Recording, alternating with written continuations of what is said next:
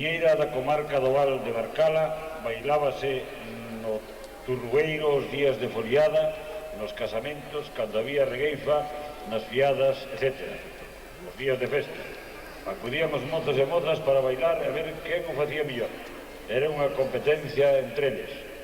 Muiñeira a Barcala, da agrupación folclórica Semente Nova de Perillo a Coruña.